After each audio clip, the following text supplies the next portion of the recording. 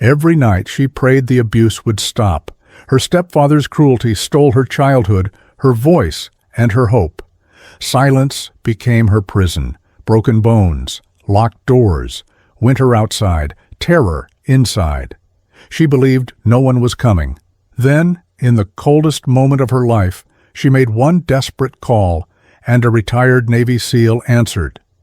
Before we begin, tell us where you're watching from, and subscribe for more stories of faith, courage, and the miracles God hides in the darkest places. Minneapolis lay frozen under relentless winter, streets buried in snow, silence broken only by wind and distant sirens. Inside one ordinary house, something ancient and cruel was unfolding, quietly, violently, without witnesses. Emily Parker had learned to recognize danger long before it arrived. It always came first as a change in the air, a tightening, a pressure behind the ribs, the sense that the walls were listening. She felt it now, moments before the blow, moments before her body understood what her mind already knew. Tonight would be worse. She barely remembered the sound her arm made when it broke. There was pain, yes, white and explosive, but beneath it was something colder, familiar.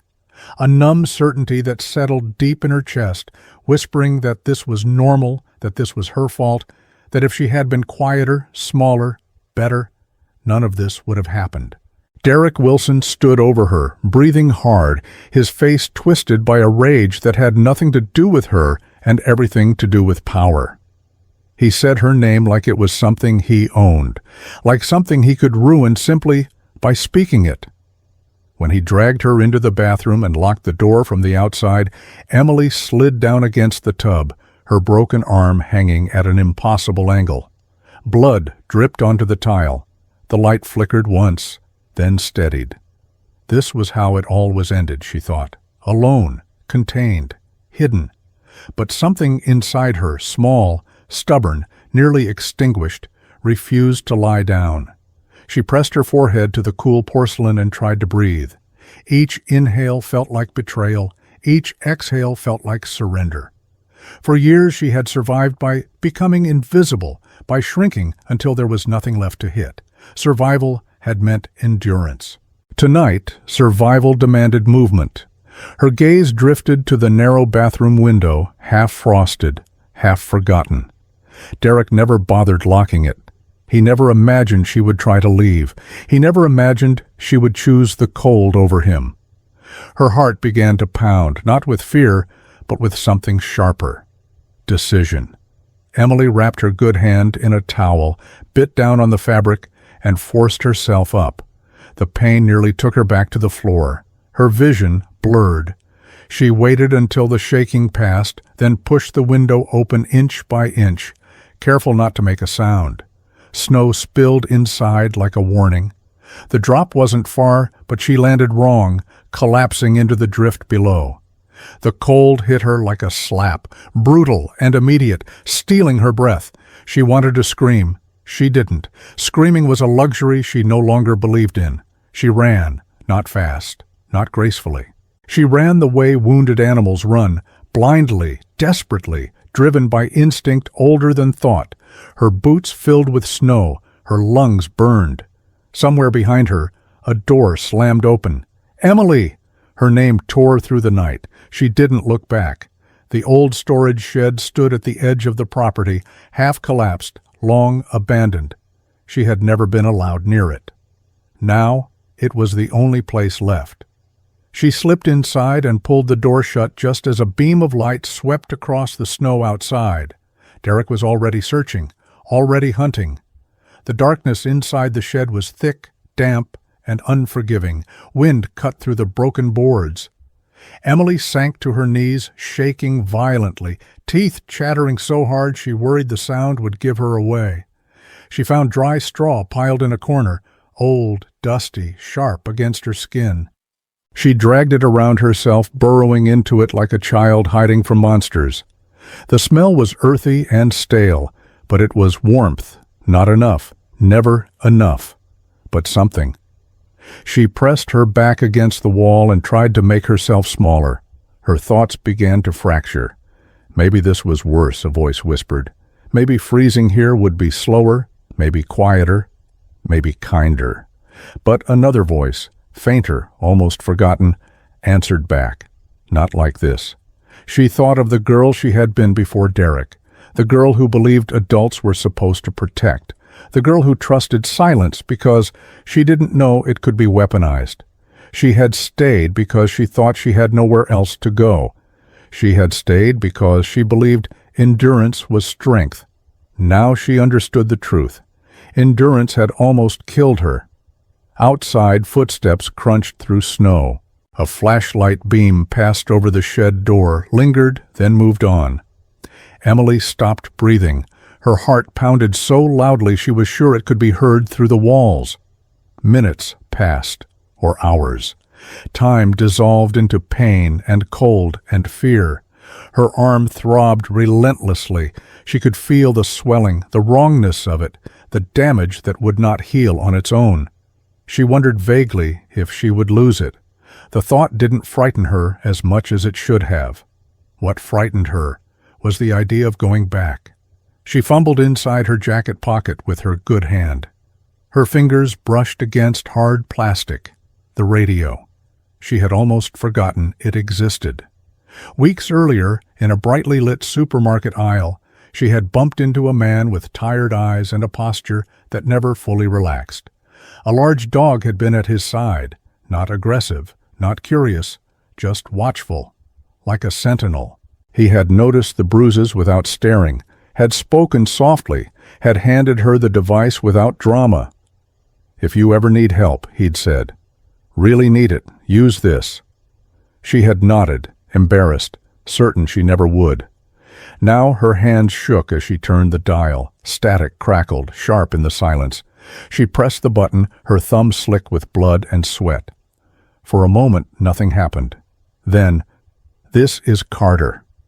The voice was calm, grounded, awake.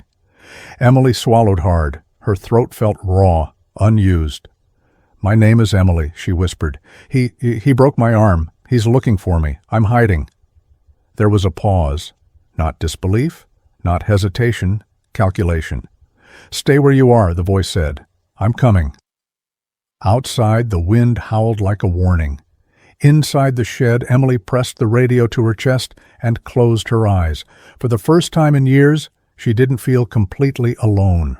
Far across the city, Michael Carter pulled on his jacket, clipped the radio to his belt, and called his dog with a single word. The German shepherd rose instantly, alert, focused, not because he was told to fight, but because someone needed protecting. Winter had chosen its battlefield, and Emily Parker had finally chosen to run. Snow thickened around the abandoned shed as night pressed closer, wind carrying the sound of searching footsteps and distant sirens, while one faint radio signal cut through the cold with a promise Emily Parker was afraid to trust. Emily Parker kept the radio pressed against her chest, not because it warmed her, but because it reminded her she had been heard, and that alone felt dangerous, like hope reintroduced to a body trained to reject it. The voice on the other end had been calm, certain, unhurried, and that steadiness unsettled her more than panic would have, because it suggested a world where help arrived instead of excuses. She tried to slow her breathing, counting the rise and fall of her ribs, but pain kept intruding, sharp and insistent, reminding her that the night was not symbolic or merciful, but real, physical, and unforgiving. Her broken arm throbbed in waves that blurred time, each pulse a reminder of what Derek Wilson had done, and of how easily he had done it, as if her body were an object he could rearrange to prove his authority. She pressed her teeth together to keep from crying out, knowing sound was currency she could not afford, and listened instead to the shed settling around her, the creak of old boards, the whisper of straw shifting as she moved, the wind finding every weakness and exploiting it without shame. She wondered how many winters this place had survived, how many storms had passed without anyone caring whether the walls held or fell, and she felt an aching kinship with that neglect, with the idea that endurance was not the same as safety. The radio crackled softly as if alive, and she imagined the man on the other end adjusting his jacket, checking the door, moving with the quiet efficiency of someone who had learned that speed without noise saved lives, and the thought steadied her in a way she did not fully understand. She told herself not to expect too much, not to build a future out of a single answered call, because expectations had always been the most expensive mistakes. Yet her mind betrayed her by forming images anyway, a figure moving through snow, a light cutting cleanly through darkness, a boundary Derek could not cross. Outside, a flashlight beam skimmed the shed again, closer this time, lingering at the door. And Emily felt her heart climb into her throat, the old reflex to apologize, to make herself smaller, to preempt the violence by offering submission. But she stayed still, gripping the radio until her fingers ached, repeating silently that leaving had been the right choice, even if it ended here.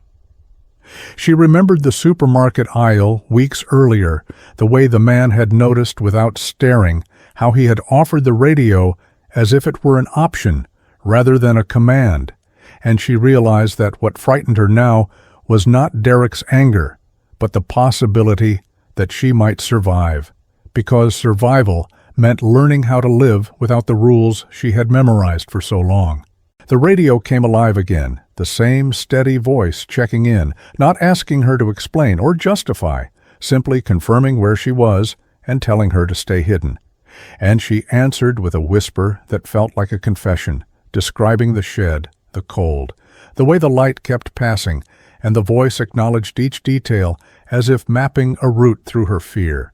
She imagined the dog she had seen that day, rising at a single word, not out of aggression, but out of purpose, a creature shaped by loyalty and past danger, and the image grounded her, because loyalty without ownership felt like a foreign language she was only beginning to learn.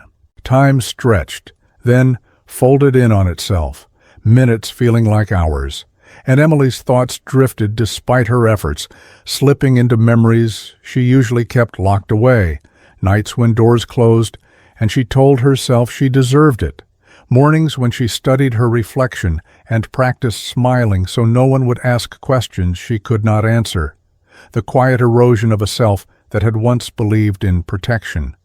She caught herself shaking and forced her focus outward, counting sounds, the crunch of snow, the scrape of boots, the sudden absence of movement that told her Derek was listening too, hunting not with patience, but with entitlement, convinced the night owed him her return. The radio stayed warm against her chest, and she realized she was afraid to put it down, afraid that silence would mean abandonment, afraid that if she stopped believing for even a moment, the fragile bridge between here and elsewhere would collapse.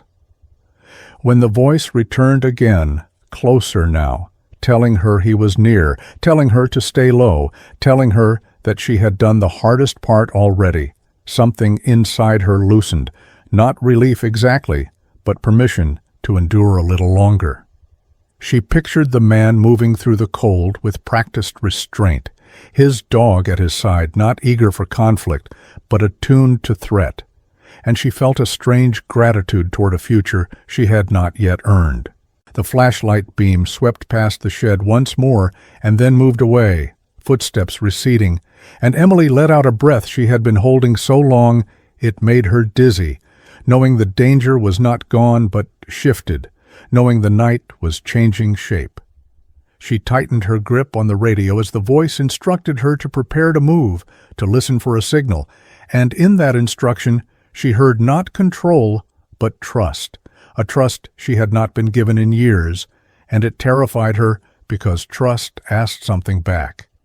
Outside, an engine turned somewhere distant, tires cut through snow, and Emily's heart raced, not with fear this time, but with anticipation she did not know how to manage, because hope had weight and consequence, and she had lived so long without it that she was unsure how to carry it without breaking.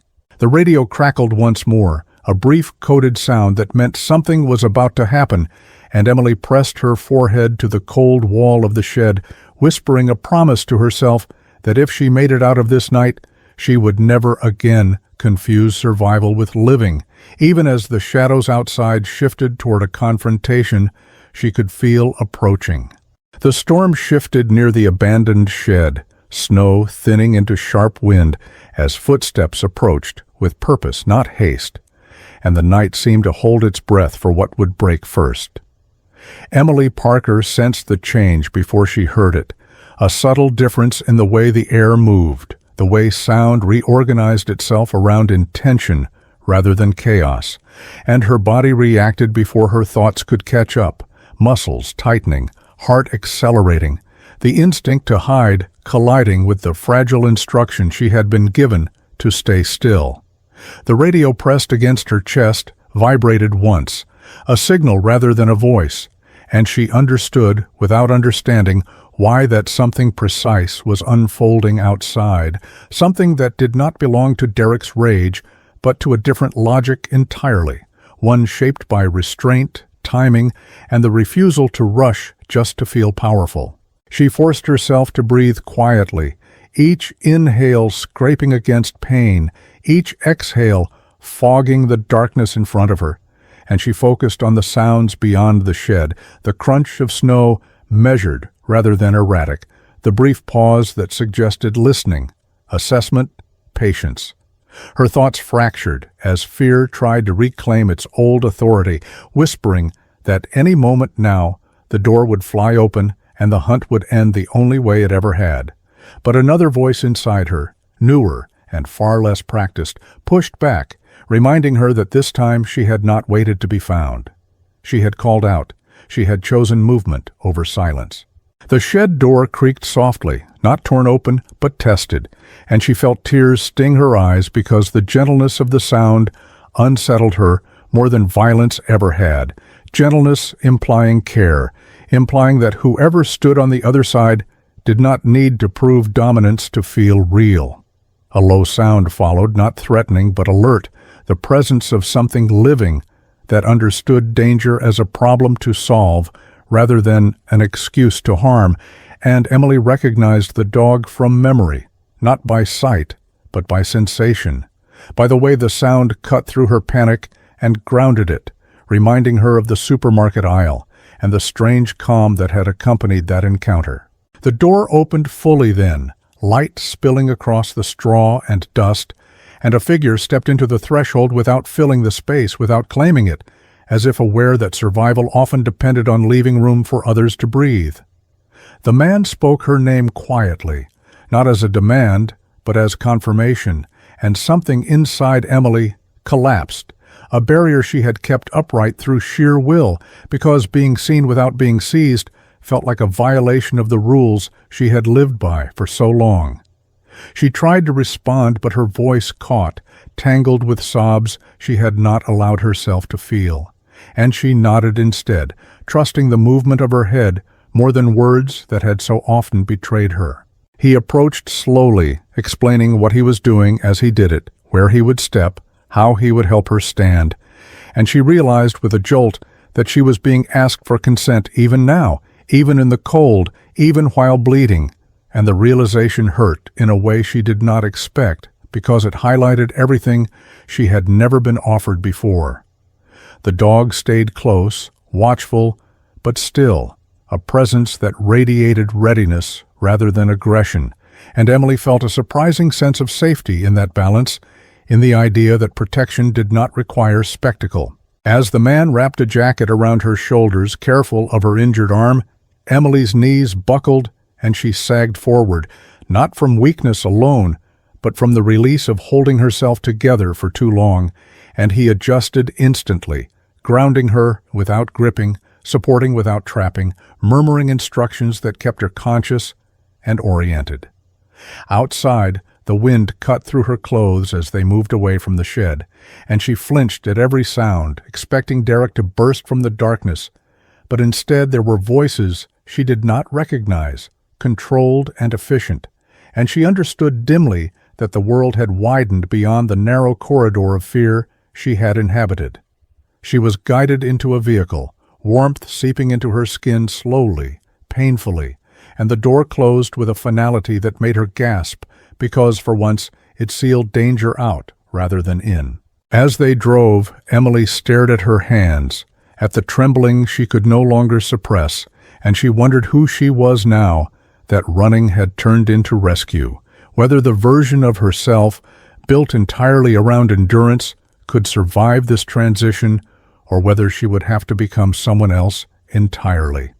Pain surged as adrenaline faded, and she gritted her teeth, refusing to apologize for it, refusing to make herself small, even in suffering, because something about the way the man had looked at her, the way he had listened, suggested that pain did not need to be minimized to be tolerated. She caught a glimpse of flashing lights ahead and felt a spike of fear, old reflexes screaming that authority meant judgment, exposure, consequences. But the man spoke calmly, explaining what would happen next, what she could expect, what choices would still be hers, and she clung to those words as if they were instructions for a life she had never been taught how to live.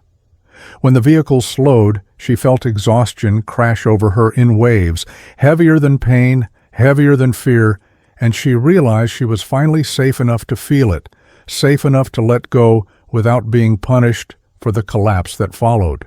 Her eyes drifted closed despite her efforts to stay alert, and in the fading space between consciousness and sleep, she sensed movement nearby, the dog settling close, a steady presence anchoring her to the moment, to the fact that she had been found not by force, but by choice. As darkness claimed her, a final thought surfaced, quiet but insistent, that the night had not ended with her disappearance, that it had ended with her being taken somewhere else, and that whatever waited beyond this moment would be shaped not by what had been done to her, but by what she would be allowed to decide next. Morning arrived muted by winter clouds, the city wrapped in pale light and lingering cold, as Emily Parker woke to a quiet that felt unfamiliar, heavy, and almost unreal after the violence of the night before. Emily Parker became aware of her body before she understood where she was, pain announcing itself in measured waves, no longer sharp with terror, but dull and exhausting, like something that would demand patience rather than surrender. Her arm was immobilized, the weight of it strange and distant, and she felt the instinctive urge to apologize for taking up space, for needing care, before she caught herself and swallowed the words back down. Silence surrounded her, not the tense silence of hiding or waiting for footsteps, but a deliberate stillness broken only by distant movement and low voices she could not yet place. She opened her eyes slowly, bracing for a ceiling she did not recognize, and felt her breath hitch as she realized she was not trapped, not locked in, not being watched for signs of disobedience. That realization brought a rush of conflicting emotions, relief colliding with suspicion, gratitude tangled with fear, because safety had never lasted long enough to trust before. Her mind searched automatically for Derek Wilson, for the certainty of his presence even in absence, and when she did not find him she felt unmoored, as if the axis around which her fear had revolved had suddenly disappeared. She noticed the radio resting nearby, set within reach rather than taken away, and that small detail unsettled her more than restraints ever had, because it suggested she was not being managed, but respected, allowed access to something that had saved her. Memory crept back in fragments, the shed, the door opening, the careful voice, the dog's steady presence, and she felt tears gather without warning, not from pain, but from the effort of reconciling survival with gentleness. When Michael Carter appeared in the doorway, he did not fill it or linger there like a guard.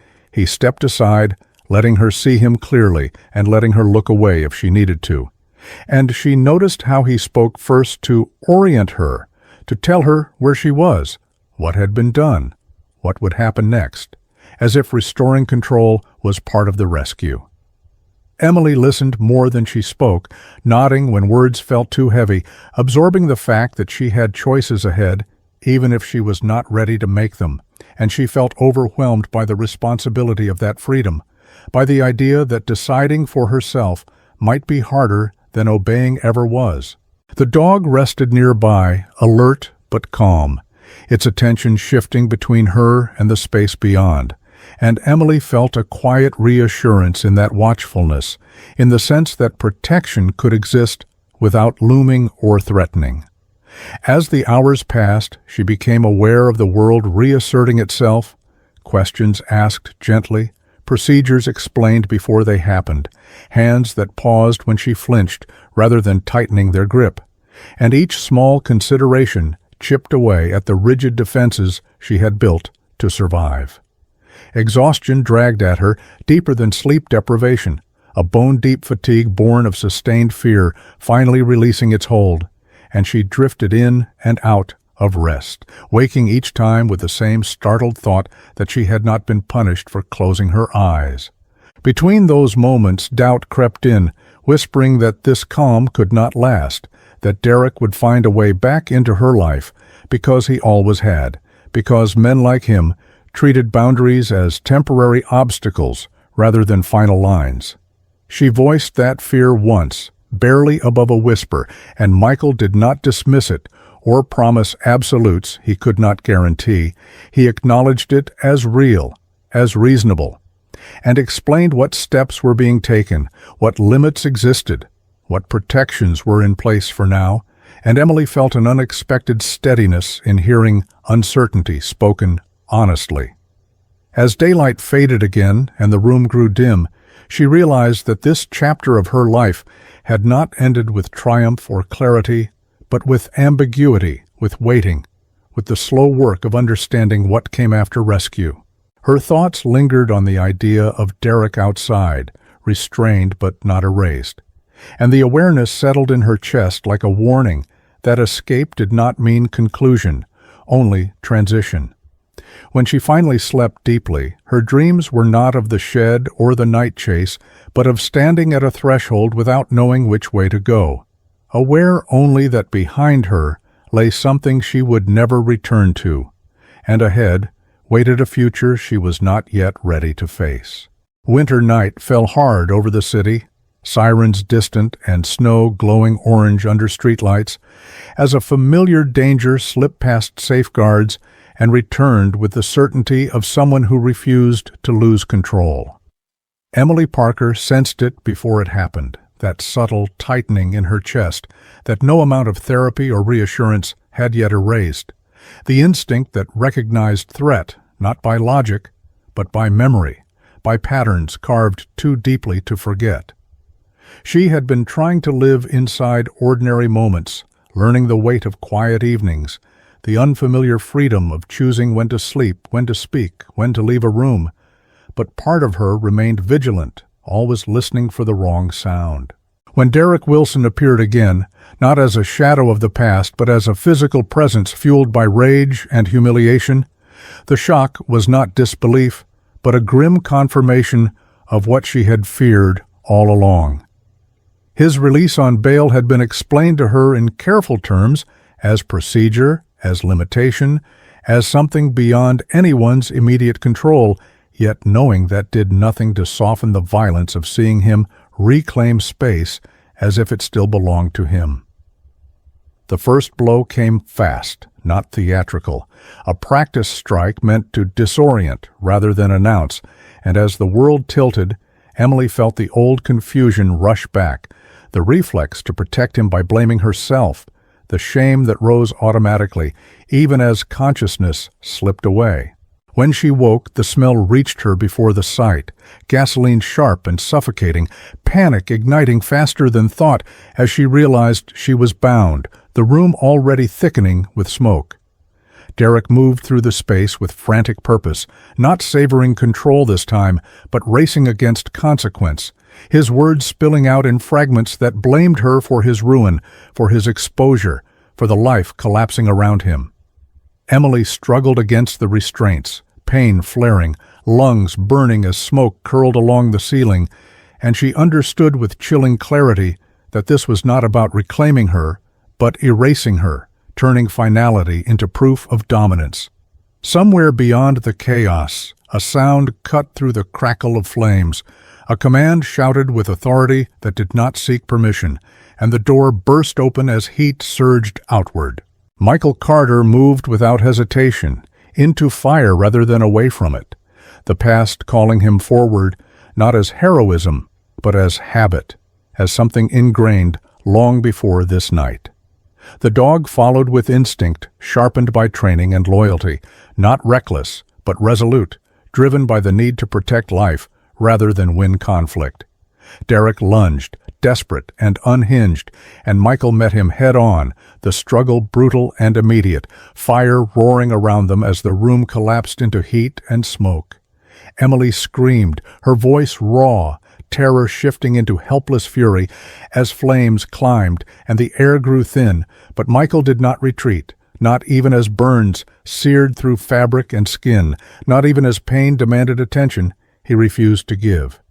The world narrowed to motion and force, to the moment Derek was restrained and dragged back from the fire's reach, to the instant Michael turned toward Emily and cut her free, lifting her despite the agony etched into his own body.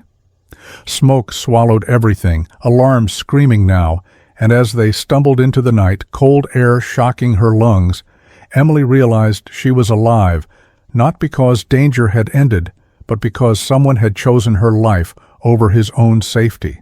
Sirens closed in, lights flashing against the snow, and Michael finally collapsed, strength spent.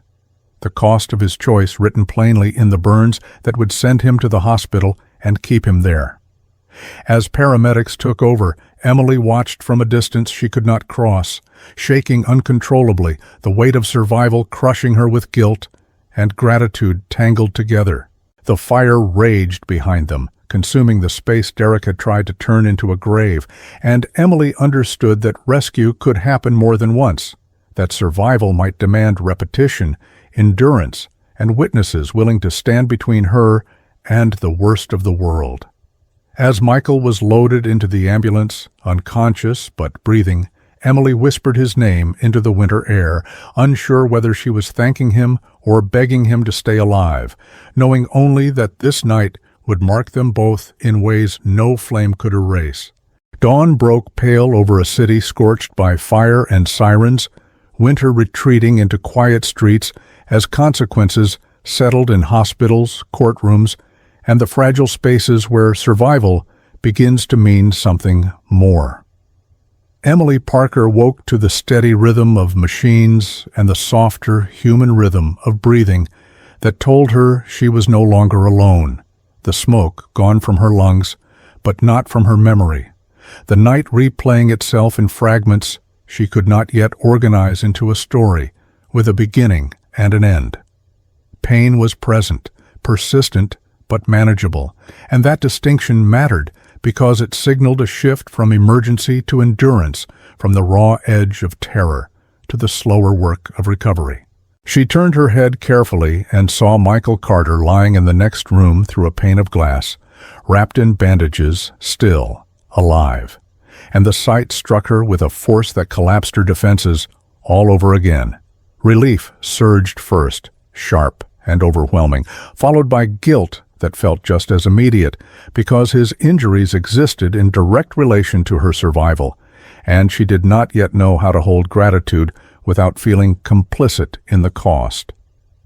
When a nurse spoke softly, explaining timelines and treatments, Emily listened with a focus that surprised her, anchoring herself to facts because facts did not accuse her, they simply existed.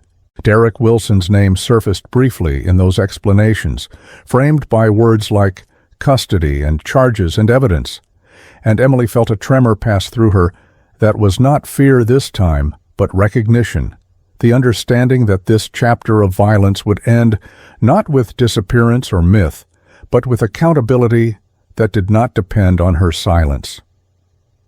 Days passed in a careful blur, measured by visits and rest, and the slow return of sensation to places she had learned to ignore. And during those days, Emily noticed something unfamiliar growing inside her, not happiness and not peace, but permission. Permission to take up space in the world without apology. Michael regained consciousness gradually, pain sharpening his awareness without dulling his resolve.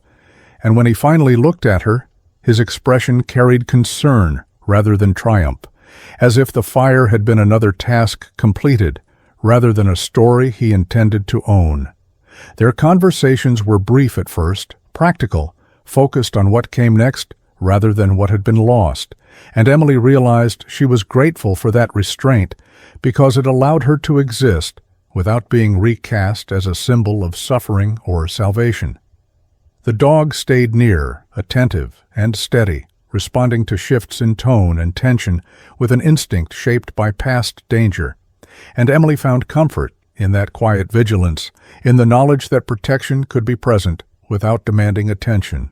The legal process unfolded with a clarity that felt unreal after years of chaos, statements taken, evidence confirmed, timelines established.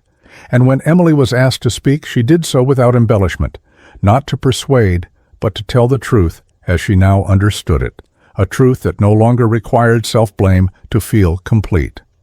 Michael was discharged before she was, the burns severe but healing, and when he returned to the world outside the hospital, he did so without ceremony, as if recovery were another form of discipline, another responsibility he accepted without complaint.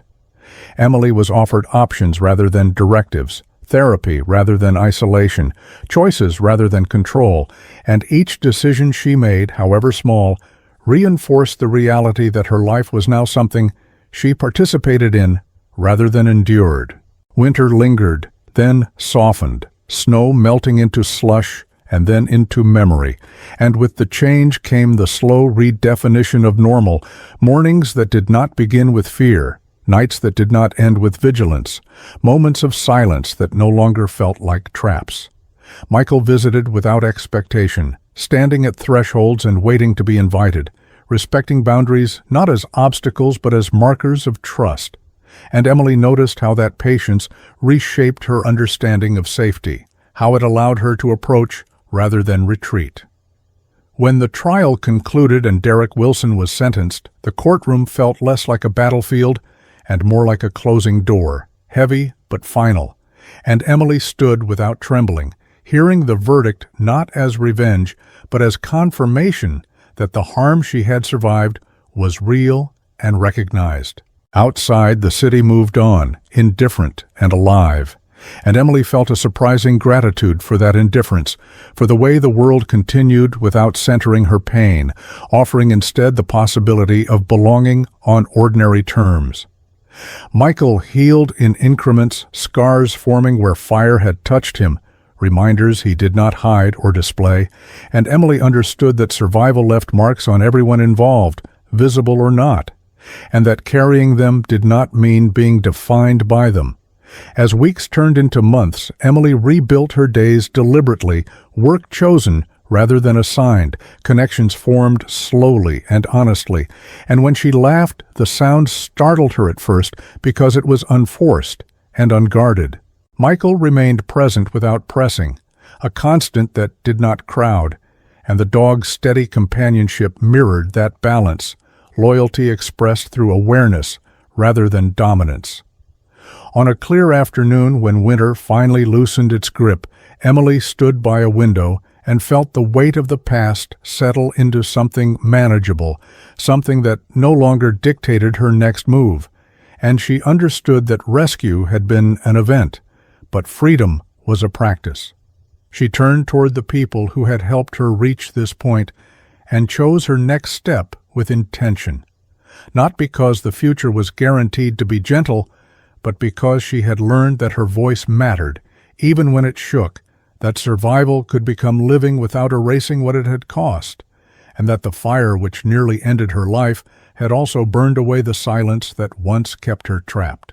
Sometimes the miracle is not a sudden rescue, but the quiet moment when God places the right help in our path at the exact second we dare to ask. In everyday life, faith often works this way, not with thunder, but with courage, compassion, and the strength to speak up.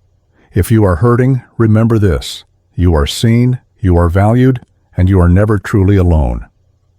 God can turn even the darkest night into the first step toward freedom. If this story touched your heart, please share it with someone who may need hope today. Leave a comment and tell us how it made you feel or what it reminded you of. Subscribe to the channel so we can continue bringing stories that inspire faith, courage, and healing. May God bless you, protect you, and guide you through every season of your life.